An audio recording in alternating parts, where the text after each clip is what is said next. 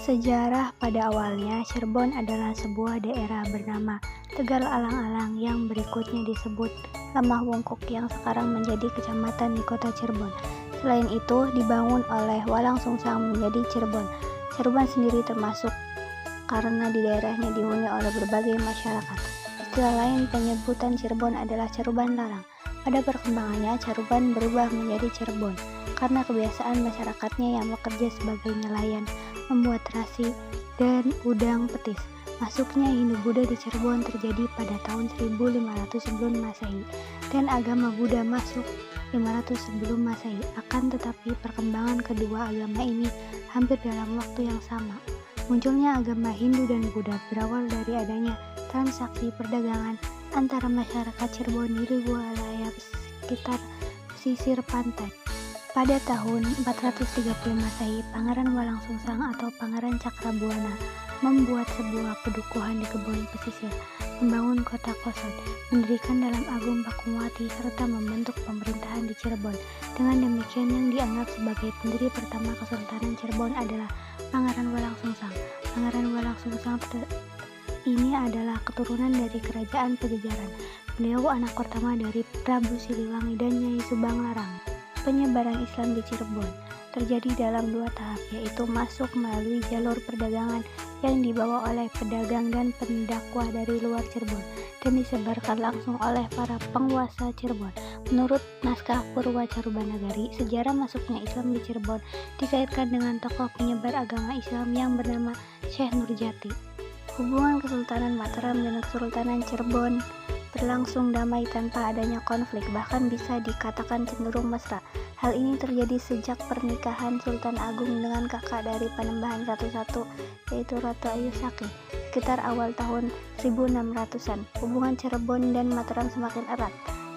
Hubungan antara Cirebon dengan Banten. Maulana Hasanuddin atau Pangeran Sabaklingging adalah pendiri Kesultanan Banten yang berkuasa pada 1552 sampai 1570 Masehi.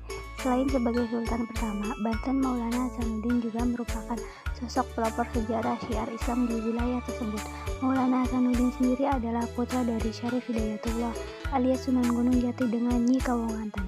Banten yang merupakan bagian dari keluarga besar Kesultanan Cirebon yang sama-sama berasal dari keturunan Sunan Gunung Jati. Meninggalnya Sunan Gunung Jati sebagai penguasa Cirebon ternyata membawa dampak tersendiri bagi eksistensi Cirebon. Pada awalnya Keraton Cirebon bermula dari didirikannya Keraton Kasepuhan oleh Pangeran Cakrabuana atau Pangeran Walang Sungsang. Seiring dengan perkembangan kekuasaan di Cirebon, terjadilah pembagian kekuasaan di antara keluarga Pangeran Cakrabuana. Dan terpecahlah Keraton Cirebon menjadi tiga bagian, yaitu Sultan Sepuh, Sultan Anom, dan Kesultanan Cirebon.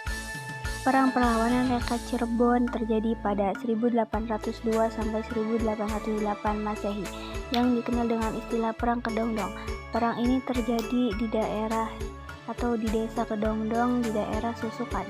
Perlawanan rakyat Cirebon terjadi karena adanya ketidakpuasan terhadap keadaan yang dihasilkan dari kehidupan petani sehari-hari. Secara umum terjadi perlawanan dilatar belakangi oleh keadaan politik dan sosial ekonomi yang mendesak rakyat Cirebon. Awal masuknya VOC menguasai Cirebon karena persekutuannya dengan Sultan Haji. Pada sisi yang lainnya, konflik internal yang terjadi di Kesultanan Cirebon, sekalipun tidak karena perang antar saudara.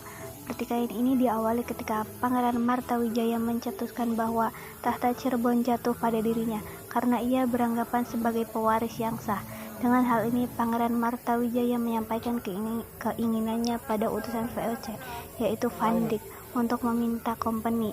Namun, keinginan Pangeran Martawijaya ditolak oleh Pangeran Kertawijaya karena mereka berdua sama-sama sudah dinobatkan sebagai Sultan Cirebon dari Sultan Ageng Tirtayasa di Banten.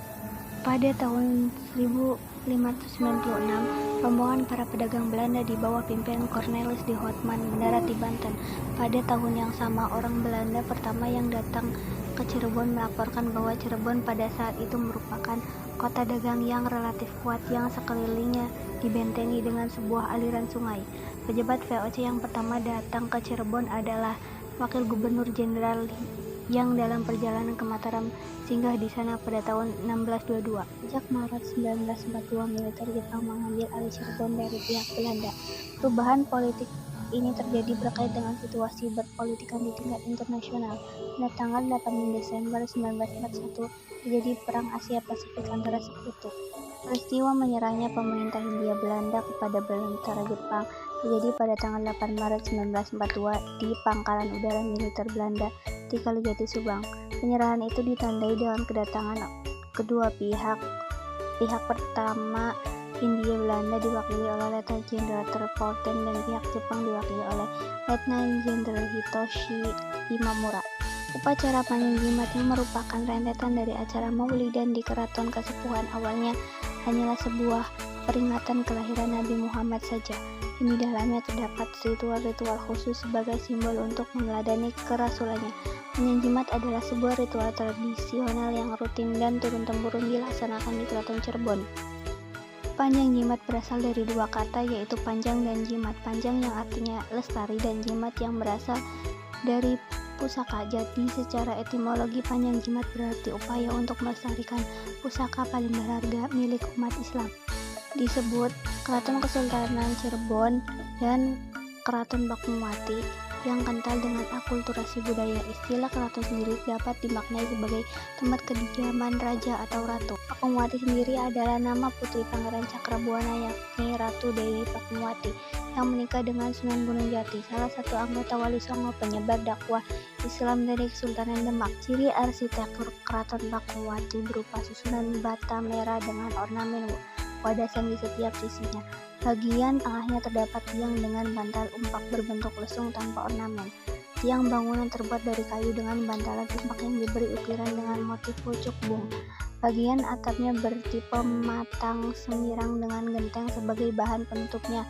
Bangunan seperti ruang terbuka ini memiliki konsep kosmologi, yaitu berupa kesatuan terhadap alam sekitar. Di Cirebon ada banyak makanan, salah satunya yaitu sega jamblang atau nasi jamblang.